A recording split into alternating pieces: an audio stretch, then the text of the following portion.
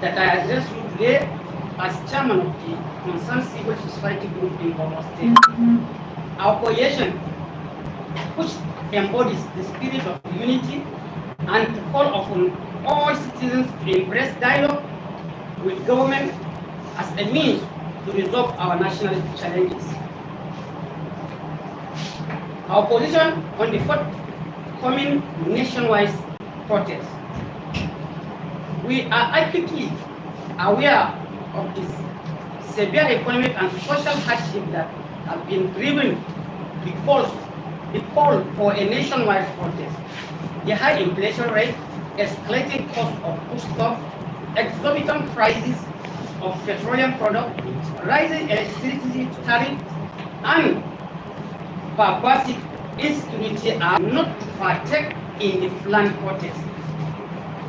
Our decision is based on the potential risks and consequences that such mass action may cause to the stability and unity of our country. While protests are fundamental democratic rights,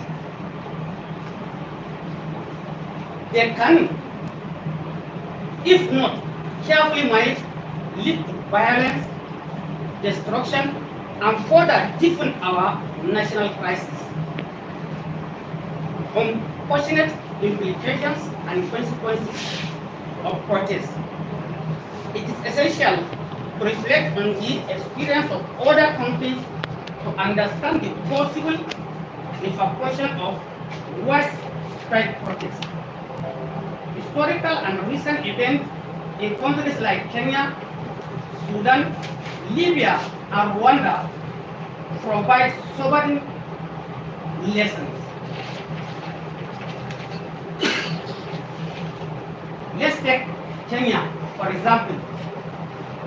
Post-election violence in 2020 in 2007 to 2008 resulted in the loss of over 1,000 lives and the displacement of more than 600,000.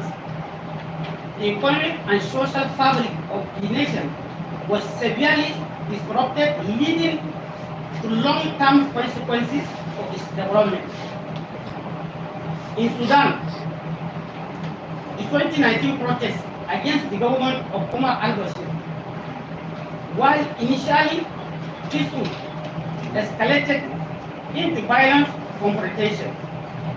The transition period was marked by severe instability, economic downturn, and loss of lives. In Libya, the 2011 uprising against Muammar Gaddafi plunged the country into chaos. The ensuing civil war has led to thousands of deaths, widespread displacement, and a fractured state struggling with continuous conflict and instability. In Rwanda, the 1994 genocide, while not a protest, served as a grim reminder of how quickly civil unrest can escalate into large-scale violence. The country has made remarkable strides in recovery, but the scars of conflict still influence its society. This example illustrates that protests, even when initiated with best intention, can spiral out of control and lead to unintended consequences. We must heed these lessons and prioritize the stability and unity of Nigeria above all. Above else, our call for dialogue. In light of this concern, we call on all Nigerians, particularly our youth and civil society organizations, to enhance or to embrace dialogue with the government. Dialogue, negotiation, and constructive engagement are the hallmark of a nature democracy and offer a more sustainable path to resolving our grievances.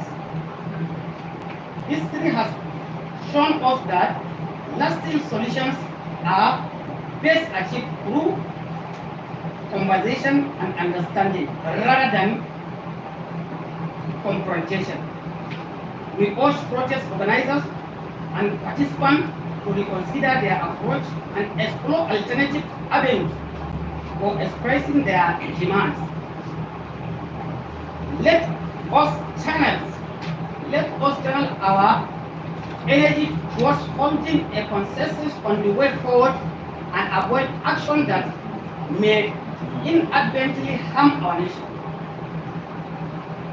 Our recommendation to the government of Nigeria: while we urge citizens to embrace dialogue, we also recognize that the onus lies heavily on the government to address the root cause of the current discontent.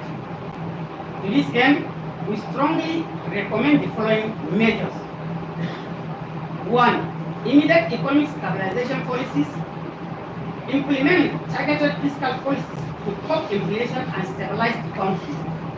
Subsidize essential food items to reduce the burden of high-cost price on citizens.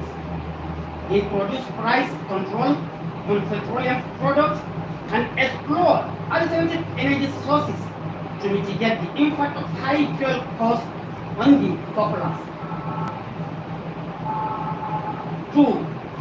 Reduction of electricity tariff. Review and reduce electricity tariff to make far more affordable for all Nigerians. Invest in renewable energy projects to diversify our energy source and ensure a more stable and cost-effective electricity supply. 3. Enhancing security. Strengthen the capacity of our security agencies to effectively combat terrorism, banditry, and other forms of criminality. Implement community policing initiatives to improve local security and build trust between law enforcement and communities. Provide adequate support and welfare for our security personnel to enhance their moral efficiency. 4. Employment and social welfare program. Launch comprehensive job creation program targeting youth and women who are disproportionately affected by unemployment. Expand social welfare schemes to support vulnerable population, including the elderly, disabled, and economically disadvantaged. Agricultural development. That is number 5. Invest in modern agricultural practice, boost food production, and reduce dependency on food imports. Provide subsidies and incentives for smallholder farmers to increase productivity and ensure food security. Infrastructure and development. That is number 6. Accelerate the completion of critical infrastructure projects, particularly in transportation, healthcare, and education. Ensure equitable distribution of infrastructure projects across all regions to promote balanced development and reduce regional disparities. The way forward.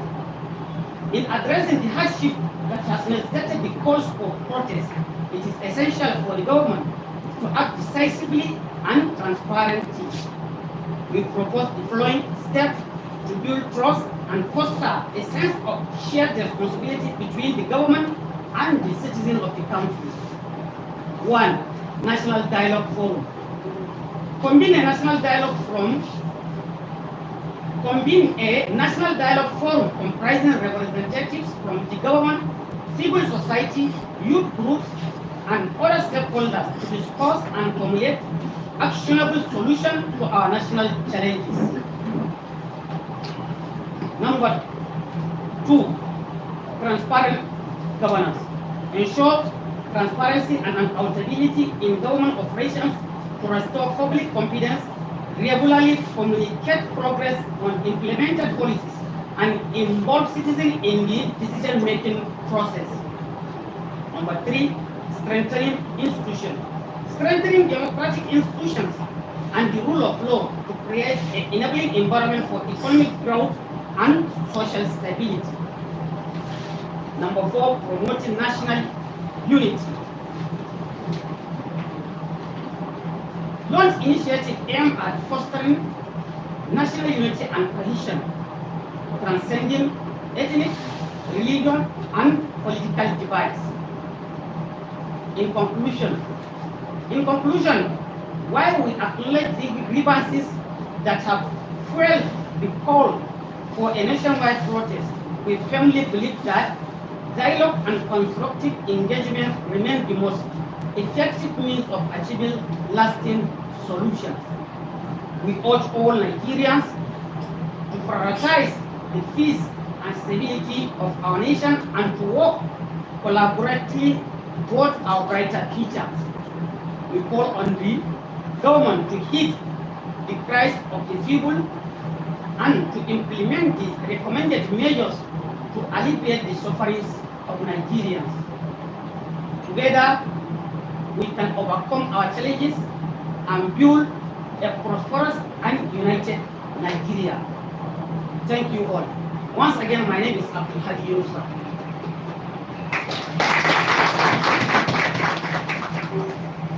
Thank you, Chairman of the Concerned Civil Society Group, but not State Commander, Africa presentation speech. Let me call on the gentleman of the first question.